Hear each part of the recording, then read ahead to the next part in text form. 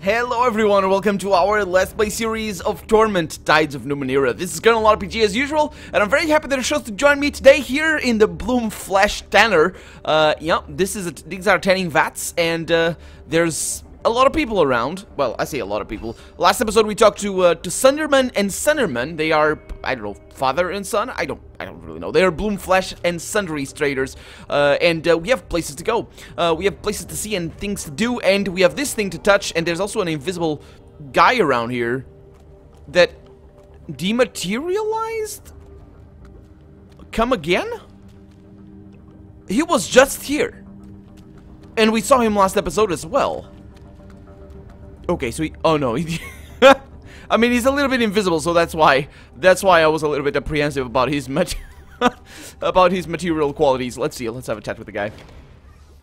Walks Without Fear is his name. At first, you're not sure if your eyes are playing tricks on you. A semi-transparent man shuffles and struts before you, his body fading in and out into and out of incorporeality. His once fine clothes have rotted away. His long beard looks to be host to any number of small vermin, and his eye sockets are disturbingly empty. So he's like a ghost. Yet as you draw near, somehow he hones in direction on your face, and you have the unnerving feeling that he can see more than what's on the surface. The staring sockets are deep and cavernous, as if they contain depths and space beyond the confines of his skull. He says nothing to you. Who are you? His sockets stare into you for a moment while he considers. At last he shakes his head and says, I do not know. I have language, and I have the memory of muscles, but I do not remember how I came by these truths. What I remember is waking in the depths of the bloom. I remember walking. I remember years of darkness before I emerged into the upper reaches at last.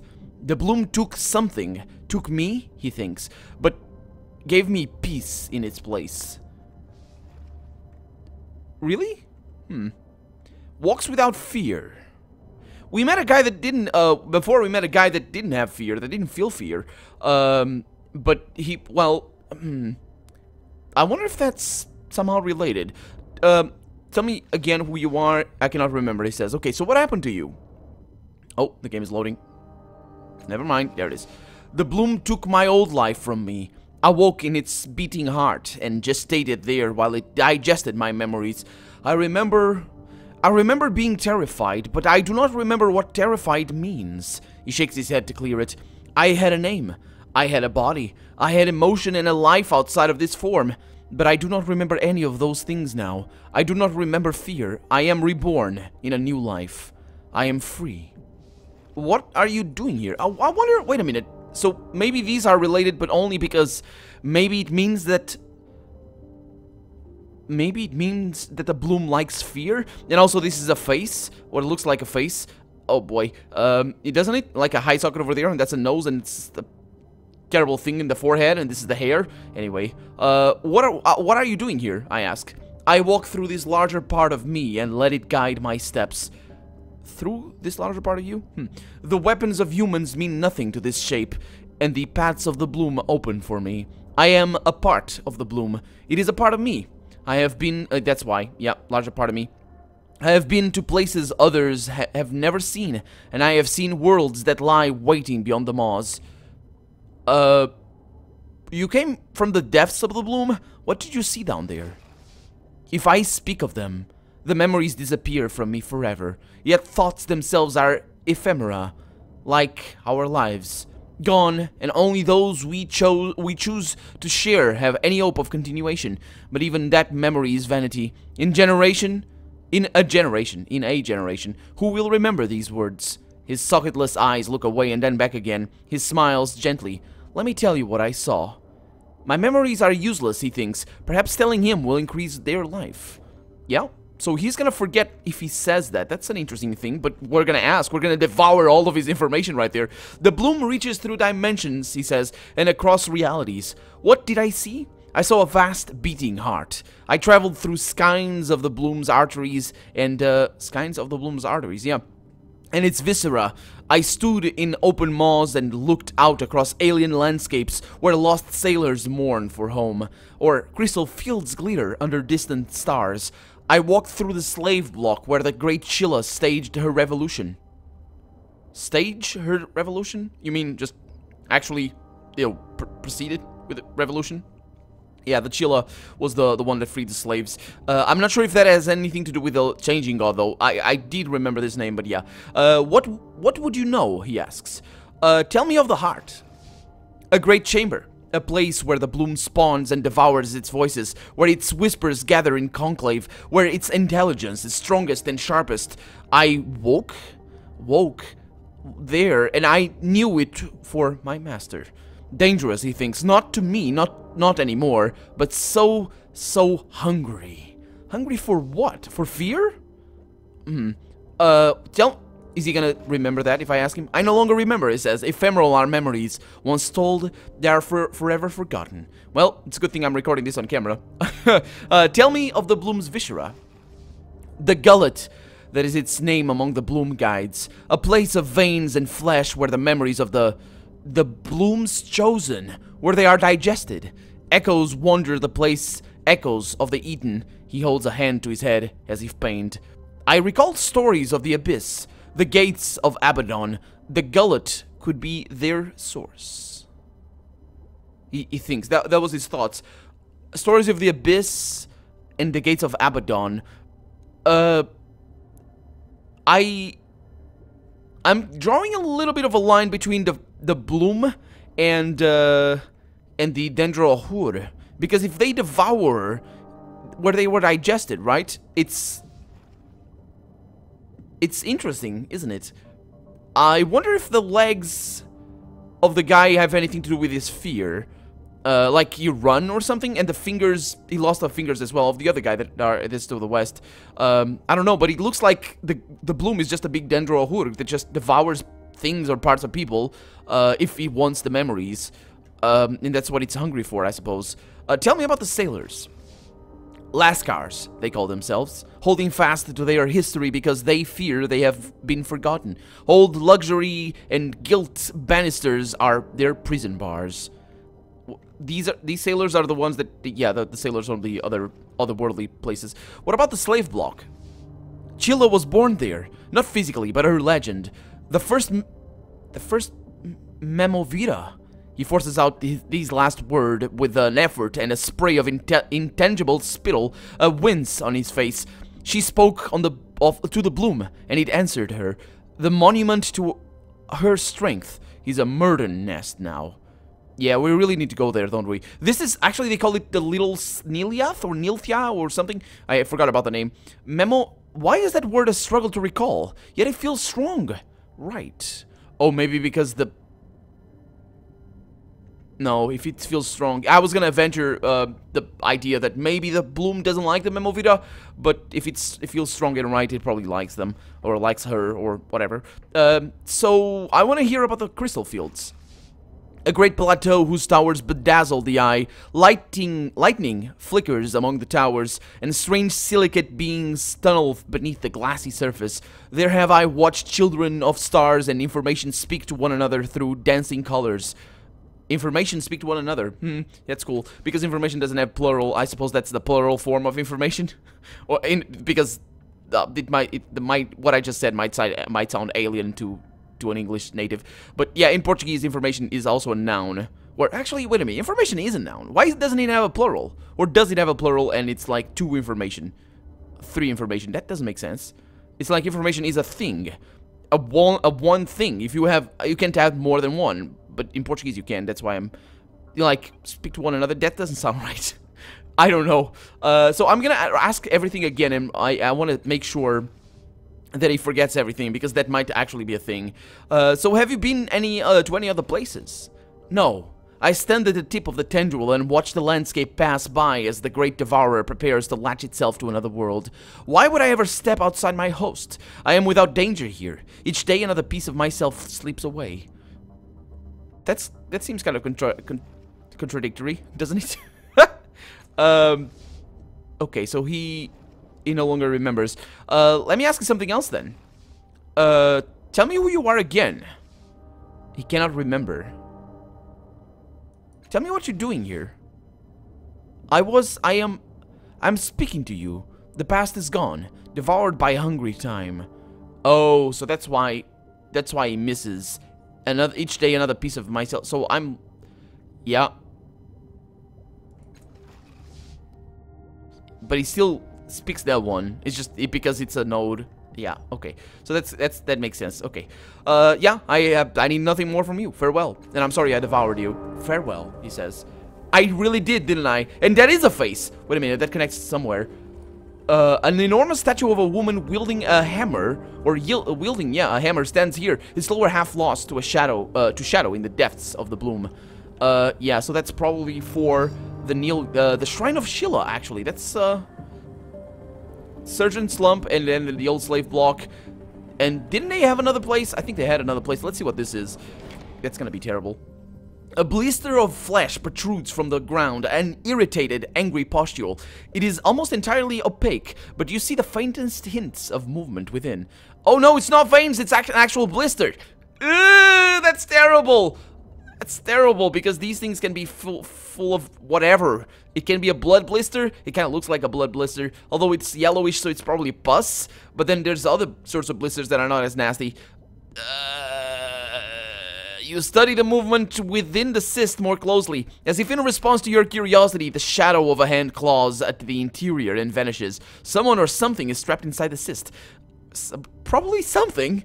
My curiosity will always get the better of me, though. Except for that place where I would just let the dendro eat me. Let's touch the cyst. You feel something pressing against your mind, a sharp presence like the thought of pain, thrusting its experiences into your imagination. As your fingers brush the flesh of the cyst, the memories come pouring in, flooding your thoughts with emotions of lives you have never lived, stories from countless lives lost in the bloom. You reach out for a random memory in its swirling maelstrom, and its particulars become immediately shockingly clear. Okay, well, I'm curious to know what that is, but I just want to draw a little bit of a comparison here. If this is a blister of the bloom, then it's an infection. It's a memory that the bloom doesn't want to have in it. I don't really know what a blister is, or a cyst is supposed to be, medically speaking, I mean. But if that is somehow... Don't eat anything I wouldn't eat myself. Pus is definitely not something you'd like to bring back into your body, because it is infectious material. And I was reading this and I was thinking of Call of Cthulhu and just how Lovecraft used to use these very themes, just like goo and just nastiness, disease, to evoke horror, and that's very much, that works. That's terrible. This is disgusting. I hate it. Ooh, wait a minute. Please, you whisper, hands raised. This is a memory. A clean, white dust, untouched by the taint of the bloom, cakes your slender fingers. I worked for years on this sculpture. I've molded it with beams and chisels, and with my bare hands when my tools ran dry. This is the only thing in my life that has meaning. Something in the stone is calling to me. It needs to be given shape. Who's this? I know that, says the man who used to be your friend. I've seen what it has done to you. He holds a large hammer in his hands. His fists are shaking. You've changed, he says. Ever since you brought this hunk of rock back from the other world, you've changed. It is not art that compels you. There's life already in that thing, and it's using you to get out. Oh. He hefts the hammer. I'm here to stop it. I can choose on a memory? That's... Is this a writing oversight, or is it actually, am I upgrading my powers to actually be able to change memories at will? Because I don't think this has anything to do with the changing god or anything, I don't think this amnesia is here. I think it's just an artist, right? And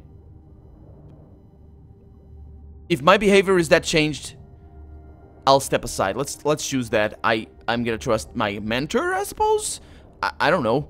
I was whispering, please, and I mean it's pretty subdued. So yeah, let's do that. His shock is apparent, but he hides it quickly. He steps between you. Oh, maybe that is gonna inspire doubt in him, because you know. Anyway, he steps between you and the carved stone and swings his hammer. On the first strike, you swear you can hear a high-pitched shriek, but you tell yourself this is just the rock cracking. I don't think it is. Another blow and another, and chips scatter in a spray of red and white. The shriek The red and white, okay. The shriek is subdued, but your mind is filled with a low and pained moan. He holds the hammer aloft for a final blow and brings it down with all his strength. Your statue explodes, and its pieces crumble. He stands and moves to the side, and for a moment you see a pool of blood amidst the shattered pieces. The memory fades. You wake from the vision, your body shaking involuntarily from the experience. A brief moment later, and you are reoriented in your own flesh. You find yourself once again standing before the massive cyst in the bloom. You kept your host safe, but you sensed that wasn't what was needed here. This vision, and the others contained within the cyst's fibers, are a lock of sorts. To open it, you will need to suffer. You will need to become prey. Why do I do this? Let's pretend that the cyst is having a control and my guy is not very strong of mind. He was never very strong of mind anyway. You steel yourself for another memory of pain and reach out to touch the cyst again. Wait a minute. To open it, you'll need to suffer. Didn't I suffer? And the others within the site. Maybe I didn't suffer. Again, the unbeaten memories spring into your mind, and you'll use yourself among them until you reach out and seize one. Please, you whisper, hands raised. Okay, so it's the same thing. You won't ruin my creation. Step aside. This is your last warning. I will destroy it. And if I have to go through you, I will. Okay, so I'll protect this. It's just I need to die in the memories. I'll protect this sculpture with my life. It is my creation. So that's me speaking. Okay, so as you wish. His hammer is faster than you would have believed, and it blasts the bone in your hand to powder. Man, you fall back, the pain following, and he strikes at the statue directly. The first shot elicits a high-pitched shriek from the stone, and you throw yourself in front of the sculpture and to keep another one from landing. Don't make me, and he never finishes the sentences but swings again. Your shoulder collapses with a wet crunch. Okay. You embrace the statue, shielding it from the hammer. After a few blows, he focuses entirely instead on you. Grunting and growling, blood spatters the stone beside your cheek. At last, you topple bonelessly to the ground and watch as he reduces your masterpiece to a pile of rubble and splinters. You struggle to summon a single breath, a single sob. When the blackness comes, you welcome it. Man, that's a description right there. That is, yeah. Holy crap. Oh my god. You return to your own mind with the death of your host, knowing that what you saw, what you felt was true. Yeah, I'm pretty sure that was the case. So it was not really a writing oversight, more of a design flaw right there, that we were given a choice, because we were never given a choice, and it was clearly a plot device. A gameplay device more than a plot device, because, yeah, whatever. The life you lived was full, rich, and ended here in the bloom. Your host's remaining moments were saturated with pain. Your muscles still twitch with a memory of agony, and your suffering bleeds into the cyst, loosening its fleshy fibers. Oh, is this a maw? It appears that the bloom has sealed something within this cyst, and your agony is the key that will set it loose. Okay, let's keep doing it, I guess. You steel yourself for another memory. Okay, so let's do the same. You gaze through the faint shimmer and ripple of the force field down the silent, red-veined tunnel into the pulsating black. It looks empty. You know it is now. You feel the eyes on you, the hungry eyes. But you feel no fear. You feel emptiness within you, under a scab that you want to pick. Let's examine the emptiness inside you. You remember her laughing face. You remember her closing her eyes, the tentacles of her hair writhing around the back of your head, pulling you in for a kiss. Oh, so it's quite literally not hair. You remember her delighted laughter when you told her you'd found a lost settlement at the end of a quiet tunnel in the bloom, untouched by scavengers, a fortune lying on shelves and in neat crates. You remember leading her by the hand. The pain rises. Your hand strokes the force field's controls. What happened? Keep digging through the memory. You don't want to remember, you don't, but you go deeper anyway. You'd installed the shield to protect your find from other explorers, but when you fled the ruins and the shrieking things beneath, it was the shield that saved you. You and not her. You saw them fall or on her 10 steps from safety. Pale claws, blood-painted, screams from beneath the seething pile. So much blood, and she never stopped screaming. Finally, you raised the shield, and only then did silence fall. You look at your hand, hovering over the shield controls. For all you know, she could still be screaming, down there in the ruin, and it's your fault. The life you were going to build together is gone, erased. You have just one more thing to do. Well, join her. Open the force field again, I guess. Your hand slides across the control, and you deactivate the screens. Silence follows. She's not still screaming. You feel a moment's relief. The countless nightmares lied to you, after all. You take a single step into the dark, another, and then they swarm up the tunnel and fall on you, biting and clawing and chewing and shrieking. After endless agony, blackness claims you. Consciousness calls you back to its arms, and you find yourself aching emotionally and physically from these experiences. Your muscles throb and pulse with the residue of the fight or flight response, and the cyst again responds to your pain. Its fibers loosen further. Okay, this is... Why am I gaining tiny affinity? It's tiny though. Okay, let's touch the cyst again. You steal yourself for another memory. Let's go. Your head is throbbing, aching. Feels like it's going to split wide open. You are trying to retreat from the battle for this region of the bloom, holding a tower of iron will against your scion foes, but they batter at it ceaselessly, and you can feel your defenses crumbling. If you strike back, you can save your allies, but you will open yourself to your enemies' minds. You saw what they did to Aleto. Every pore in his body started leaking blood. His screams are still haunting you. Okay, so basically we're reliving the memories of the fallen. Because it's not actually a choice. Let's keep running. Your friends can fend for themselves. No, wait a minute. Yeah, I need to... Yeah, not that one. I think they changed the there's no need to do that. I don't know why they do that. Just keep me on my toes, really. Yeah, let's drop your defenses and strike. The moment your shield falls, or your shields fall, they pounce on you, feeding you psychoses and traumas dredged up from your ancestral primitive past. They start to tear apart your concept of self, placing illusions of love lost and lives lived that are not your own. They whip you with empathy. You can feel a backdoor, attack on your own psychomotor functions. The agony is exquisite. You use the pain and rage and lash out at the weakest mind, and you realize then that you are fighting a hive consciousness. You cannot defeat these creatures, united as they are. Your only hope is to defend yourself, or one of your squad mates. But only one of the 10 of you can survive the concerted attack of the hive. So, yeah, keep striking back. Maybe you can distract the hive for long enough. And yeah, we're getting tight affinities for everything. You strike and you strike, and you strike again. You channel your fear into a devastating blow aimed at the heart of the nest, but the energy vanishes. You think lines of control snake through your body, dominating you and painting new truths on your mind. Each silver thin thread draws a universe of pain through your exposed nerves. As your mind slowly dies, your foes show you the bodies of your fallen comrades. Not one escaped. They died in agony, and so do you.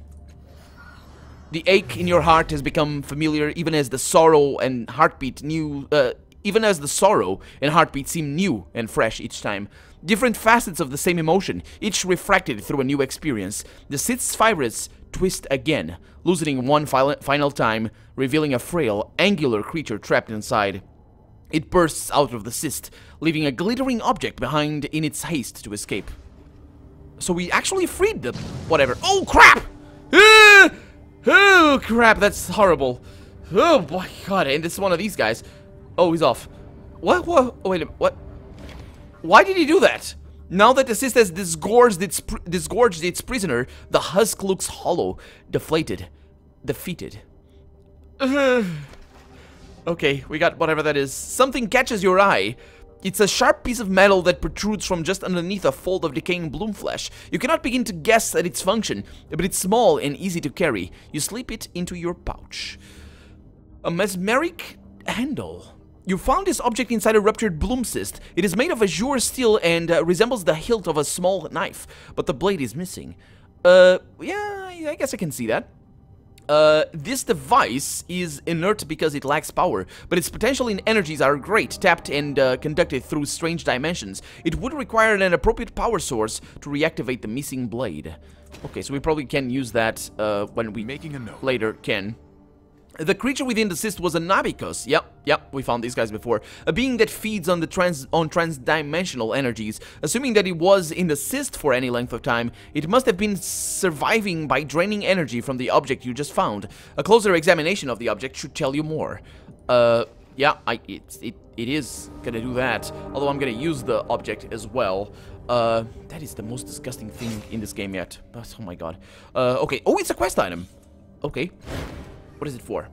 This device resembles the hilt of a weapon. It rests easily on your hand, or in your hand, but there is no blade. Okay, let's see something else. I can use these items, but that's the Bronesphere for bringing our companions back, right? And this is a chronal transference device for something else, probably for the main quest or something. Okay, so let's do this. Inspect the device. The device is made of azure steel. It appears to be inert and has no obvious function. A stylized name is inscribed into the steel. Ioxu. Iozo? Aizu. Aozu. I can't pronounce. I don't know. Ioxu, I suppose. Ioxo?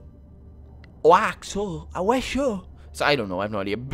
Behind a strong glass plate, you find a compartment that contains an old, depleted power core. It's blackened and drained, so you toss it aside. You could place another power source inside the compartment, but it may require a particular type of energy. I'll remember that. Based on your understanding of the technology, it seems as though the device would require a transdimensional power source, something that harnesses the energy of singularities or parallel universes. Don't I have that? I think I have that. Or maybe I found it someplace? Didn't I have that already? I'm pretty sure I did. What is that thing? Eyes of, it's a... No, that's an artifact. Okay, this is... Could it be this? Okay, I examined the creature before. I think... Maybe I didn't. You take the object out of... This little guy, by the way, this is the guy we took out of the fountain of little creatures like this, back in Government District. You take the object out of your backpack and hold it to the attached cord. Studying it as it spins before you, it reminds you of certain creatures found in the sea attached to rocks. Only this one has a cord of material looped through a hole in one of its legs. The creature has tough, briny skin and 7 spindly legs that emit radially from a thicker, fleshy disc at its center. Around the disc, on the side of us, is a circle of puckered flesh surrounding a tightly closed muscular flap, while the other side has a similar flap, but it's otherwise smooth. The material is flexible but soft, stretching up to nearly twice its original length when you pull on it. Oh boy. Your best guess is that the loop was meant to allow the creature to be worn in some fashion.